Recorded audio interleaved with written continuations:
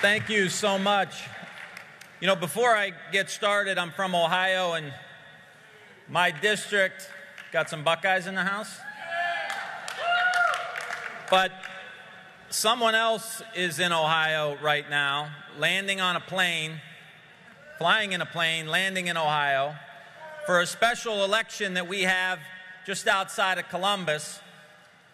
And the president, before he got to Ohio, he thought it would be a good idea to continue his race baiting that we've experienced for so long now against LeBron James. Now, just 2 days ago, LeBron James announced that he was going to donate $41 million to a school in Akron, Ohio, that was going to make sure these kids got good food, that they got sneakers, that they got a bicycle so they could make their way through neighborhoods in case they were in trouble, to make sure their parents got a GED and some training if they needed it. $41 million. And that every kid that graduated from this school was going to have their tuition paid for at the University of Akron.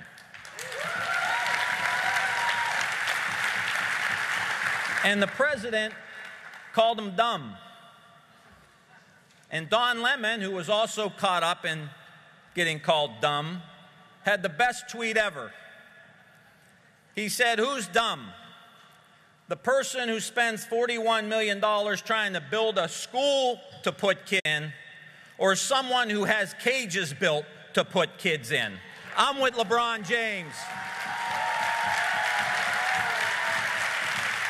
And we're not going to let you come to Ohio, President Trump, and do your race baiting and make your racial statements against people in Ohio or anywhere across the country, whether it's LeBron James or Maxine Waters or anybody else. That ain't playing anymore, President Trump.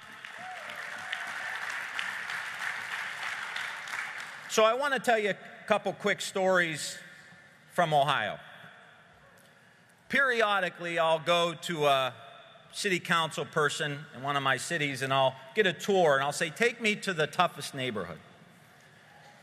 Take me to where the most challenge lies."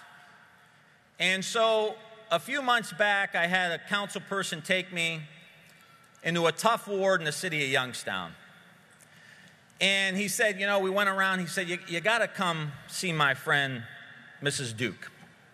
And so we pulled in the driveway, and she didn't know I was coming.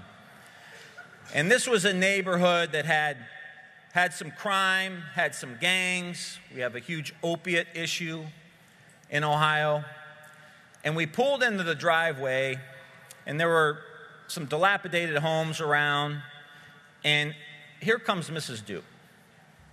She has a spray bottle in her hand. And he introduced me, and I said, hi, Mrs. Duke. Tim Ryan, nice to meet you. I said, what are you doing? She says, I'm spraying for ants. I said, wow, okay.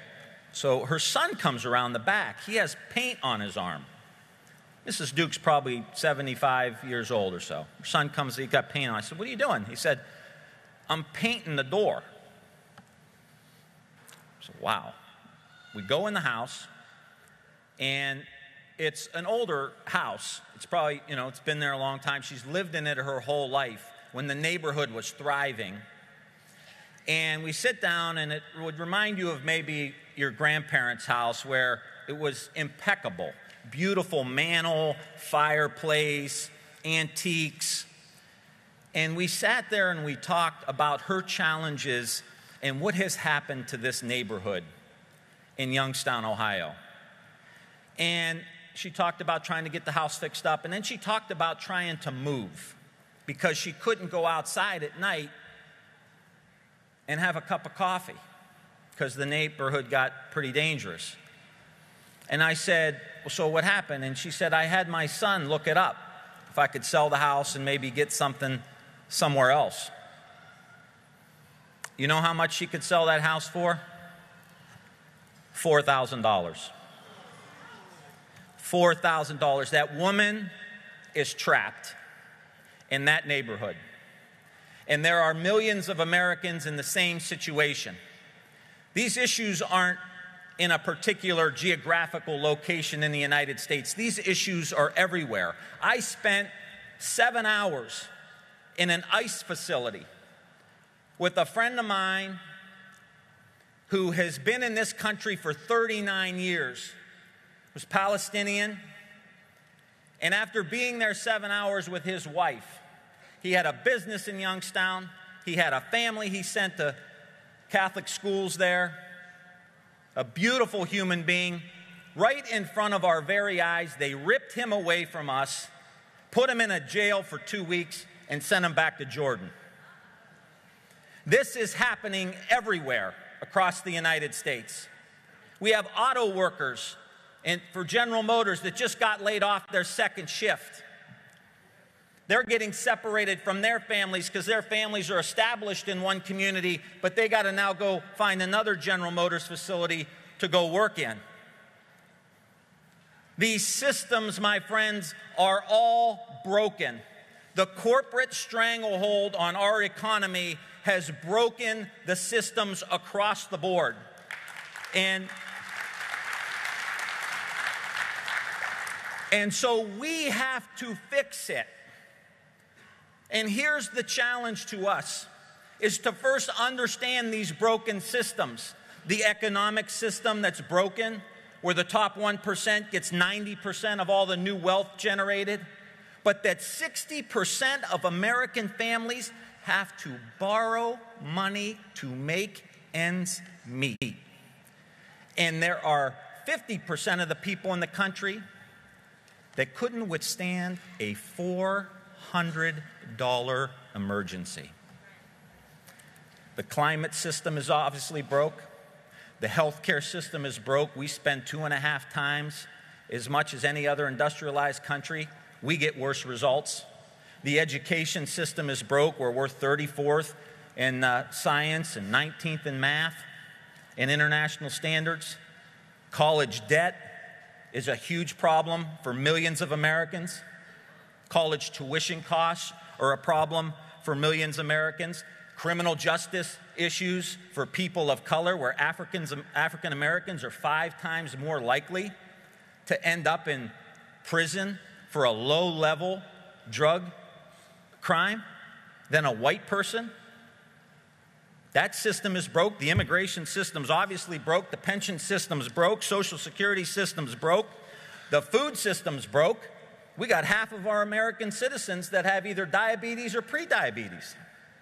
And our agricultural system is broke. We have algae blooms in the Great Lakes, a dead zone at the mouth of the Mississippi River, and they tell us in Ohio you can only eat 2 fish a month out of the rivers in Ohio. Now, I'm not the sharpest knife in the drawer, but if I can't eat more than 2 fishes out of a river, I'm wondering why I would eat any fish out of that river.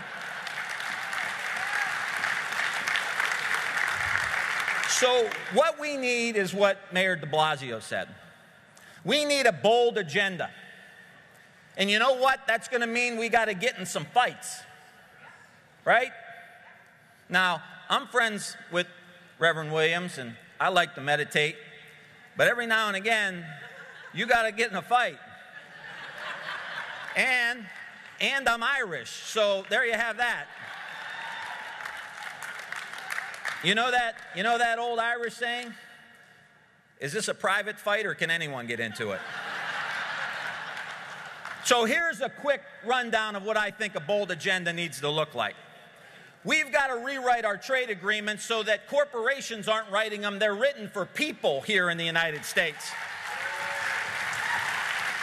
While we're all for $15 wage, minimum wage, we've got to talk aspirationally and boldly. Our people want $30 or $40 or $50 an hour, not $15 an hour. We need a health care system that covers everybody, and that's why in 2007 I began the fight for Medicare for all in the United States of America.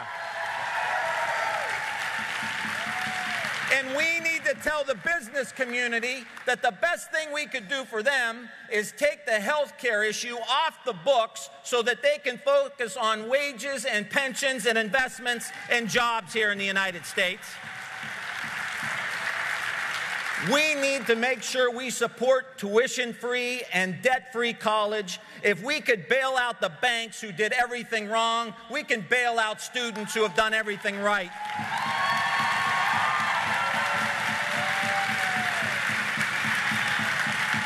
We need criminal justice reform, and that starts with the legalization of marijuana in the United States of America.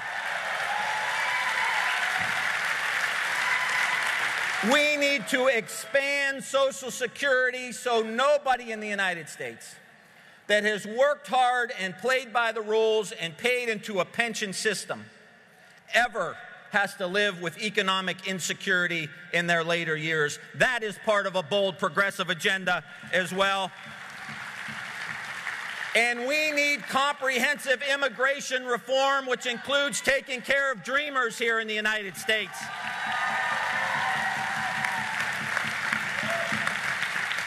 And lastly, we've got to stop talking small ball on the environment. We've got to go big. And that means we stop talking about going carbon neutral. The United States needs to lead the world in reversing climate change. And we can do it. We can do it. With our technology, with our know-how, with regenerative agriculture, sustainable agriculture, we can begin to sequester carbon and create a new, bold, vibrant economy that brings jobs to coal country and steel country, rubber country. We can do this together. And so, my friends, as we move forward together, we need to remember a story that I heard about Muhammad Ali, the great humanitarian.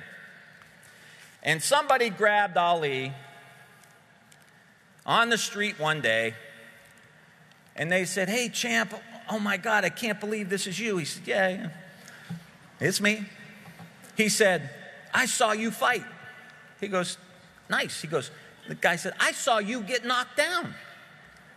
And Ali looked at him and said, "Couldn't have been my fight." He goes, "No, it was your fight. I saw you. You got knocked down." And Ali looked at him and says, "I ain't never been knocked down." He said, "Well, nice shot." He said, "I've never been knocked down. I'm either up or I'm getting up." Well, the progressive movement is getting up, my friends.